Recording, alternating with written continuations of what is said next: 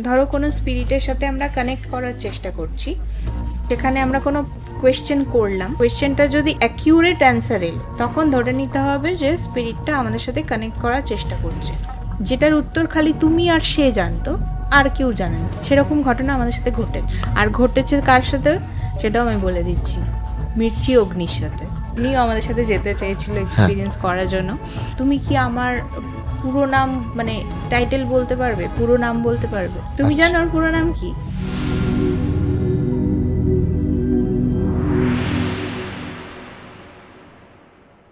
Proper যে planchette হয় বা ধরো এখন যে মেশিনারি মারফত তোমাদের কাছে যে গ্যাজেটসগুলো রয়েছে, কখনো কি আত্মার সাথে, তার ভয়েসের সাথে বা তার মাইন্ডের সাথে বলো বা তার অনুভবের সাথে বলো, কানেক্ট করা তোমরা করতে পেরেছো? এখনো করতে পেরেছি বলতে, প্ল্যানচেট বেসিক্যালি যেটা মানে ওইজা বোর্ডের ক্ষেত্রে যেটা হয়, প্ল্যানচেট তো মেনলি যেটাকে বলে প্রসিডিওরটাকে প্ল্যানচেট বলে না কিন্তু। আচ্ছা।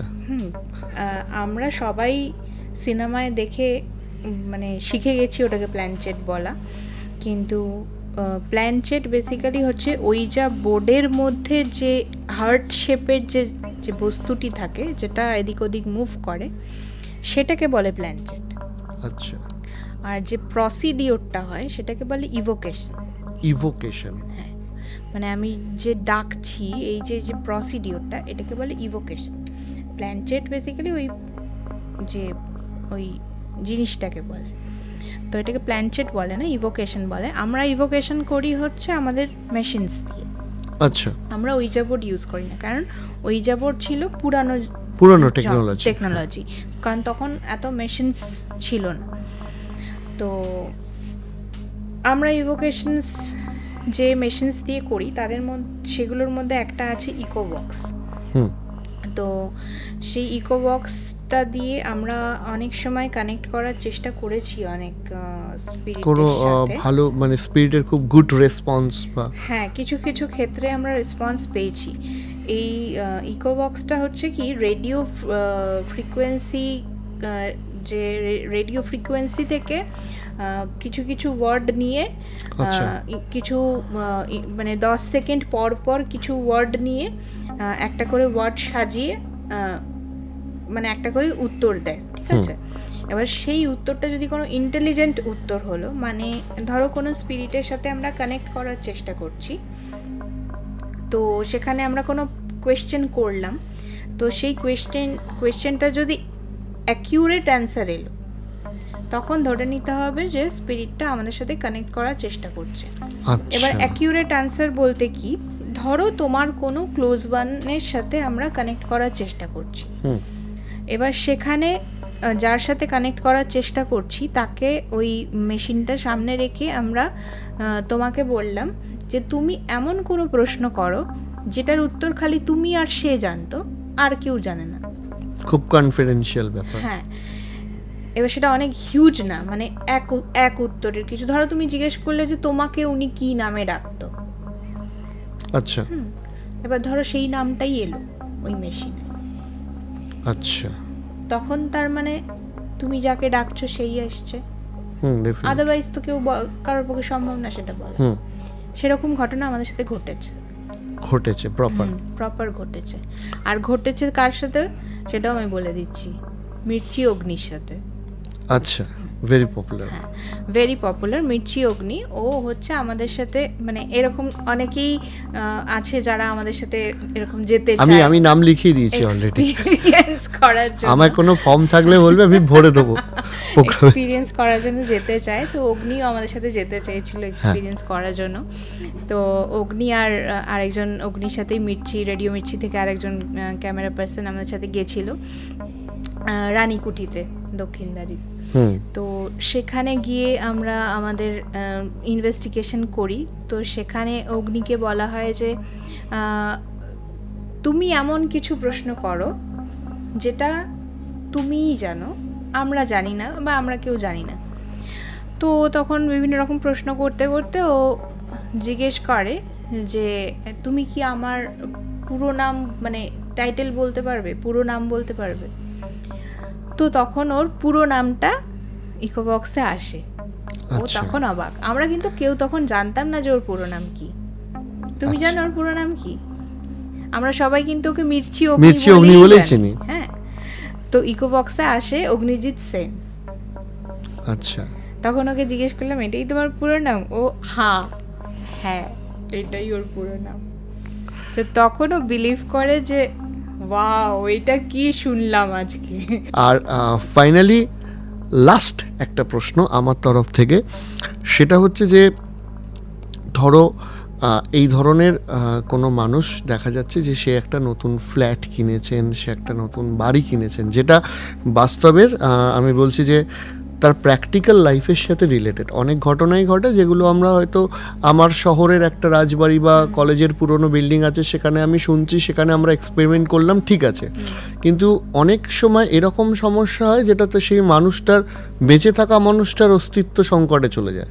হয়তো কেউ একটা নতুন ফ্ল্যাট কিনেছে, আমারই এক বন্ধু আছে যার নতুন ফ্ল্যাট কিনেছে, তার ফ্ল্যাটে এরকম অল্প বিস্তর সমস্যা, সে ওটাকে বিক্রি করে দিতে ইচ্ছুক। তো এই মুহূর্তে জানি যেখানে লাইফ ক্রাইসিস হয়ে যাচ্ছে, সেই মানুষগুলোকে তুমি একজন ইনভেস্টিগেটর হিসাবে কি বলতে চাও? কোনো ক্ষতি যতক্ষণ না হচ্ছে ততক্ষণ ভয় পাওয়ার কারণ নেই। ভয় পাওয়ার তো কোনো কারণ নেই। আমি বলছি তোমাকে একটা ছোট্ট এক্সপিরিয়েন্স। আমার বাড়িতেই সবসময় মনে হয় যে কোনো একজন মহিলা নাইটি পরে ঘুরে বেড়াচ্ছে। মানে এটা তুমি বুঝতে পারো? হ্যাঁ, আমার বাড়িতে যেই যায় সেই বুঝতে পারে, যে গেছে। অলওয়েজ মনে হয় যে মানে ড্রয়িং থেকে ডাইনিং এরিয়াতে কেউ একজন মায়ের মতন বয়স্ক কেউ একজন নাইটি পরে ঘুরে বেড়াচ্ছে। আমরা অনেক সময় মাকে নিয়ে ভুল করেছি, মা তুমি এক্ষুনি গেলে না, আমি তো এখানে বসে আছি কখন থেকে। তো তাকে মেনে নিয়েছি, আচ্ছা ঘুরছে সে তো কোনো ক্ষতি করছে না, আছে নিজের মতো, না আছে কিছু তো করছে না, অসুবিধা কোথায়? হ্যাঁ, এবার তার কারণে যদি আমাদের কোনো অসুবিধা হচ্ছে, কোনো প্রবলেম হচ্ছে, তখন সেটা ভাববার বিষয়। সেটাও হয় না, আসলে সেটাও কিন্তু হয়, তোমরা বলছি সেটাও হয়। সেটা হয় এই কারণে বলছি, অনেকেই আমাদের জিজ্ঞেস করে যে মানে যে তোমরা যে এইসব করো তোমাদের ভয় লাগে না, তোমাদের সাথে কিছু ঘটে না? আমাদেরই একজন টিম মেম্বার, তার সাথে এত বড় দুর্ঘটনা ঘটেছে যে সেটা বলার না। ও বিয়ে করবে বলে একটা নতুন ফ্ল্যাটে যায়, তো সেই ফ্ল্যাটে যখন শিফট করে, মানে শিফট করেনি তখনও, ফ্ল্যাটটা রাদার দেখতে যায়, তোর বউ মানে হবু বউয়ের খুব পছন্দ হয় ফ্ল্যাটটা। তো ও বলে যে তাহলে এই ফ্ল্যাটটা নিয়ে নিই, কারণ ও আগে সিঙ্গেল রুম ফ্ল্যাটে থাকতো, তো বিয়ে করবে বলে একটু বড় একটা ফ্ল্যাট নিতে চায়। তো যখন ওরা ফ্ল্যাটটা দেখতে যায়, হঠাৎ করে একটা বুড়ো লোক ওর সামনে চলে আসে, বলে যে এই ফ্ল্যাটটা নেবে না, ফ্ল্যাটটা বাজে। কিন্তু শোনেনি, ওর বউয়ের ভালো লেগে যায়, বলে যে ও ছাড়ো তো, কিছু বলছে, ফ্ল্যাটটা খুব সুন্দর, কমে পাওয়া যাচ্ছে, নিয়ে নিয়েছে ফ্ল্যাটটা নেওয়ার পর থেকেই প্রবলেম। আচ্ছা, আমাদের টিমের মধ্যে ওই ছেলেটা ছিল আমার মতন আর কি, মানে আমি যেরকম এক্সট্রা সাহসী, হ্যাঁ এক্সট্রা সাহসী, ও হচ্ছে ওরকম এক্সট্রা সাহসী। মানে ওকে কেউ হিলাতে পারে না, কোনো কিছু ওকে ভয় পাওয়াতে পারে না, অথচ দিনে দিনে ওর মানে এক্সপ্রেশনই চেঞ্জ হয়ে যাচ্ছে। মানে শরীরের দিক থেকে, ওর চেহারার দিক থেকে, ওর বিহেভিয়ারের দিক থেকে ওকে চেনাই যাচ্ছে না। মানে আমরা ওকে চিনতে পারছি না। ওকে ভাবছি কি হয়েছে তোর, ওকে জিজ্ঞেস করছি তোর এরকম লাগছে কেন? ও ভিডিও কল করছে কেমন অন্য মনস্ক, কথা বলছে তো অন্য দিকে তাকিয়ে, মানে ওকে দেখে মনে হচ্ছে যে অন্য একটা ছেলে। কি হয়েছে তোর? না, খালি বলছে যে এখানে বলা যাবে না। আরে কি হয়েছে বল না, কেউ শুনছে, এখানে বলা যাবে না। মানে ওর বাড়িতে যখন এটা জিজ্ঞাসা করা হচ্ছে, তো বাইরে গিয়ে বল। হ্যাঁ তোকে বলবো দেবরাজ, তোকে বলবো। কিছুতেই বলছে না কি হয়েছে। আর তখন আমরা এখানে ছিলাম না, আমরা তখন দুবাইতে ছিলাম। তো তখন ওর বিয়ে হয়নি। তো হঠাৎ করে একদিন জানতে পারি ওর তখনও বিয়ে হয়নি। তো ওর একটা কুকুর ছিল, ওর খুব মানে প্রাণের চেয়েও প্রিয় ওর কুকুর। তো নিজের বাচ্চার মতন করে ওকে ছোট থেকে বড় করে। তো হঠাৎ করে একদিন ও বলছে ওর কুকুরটা মারা গেছে।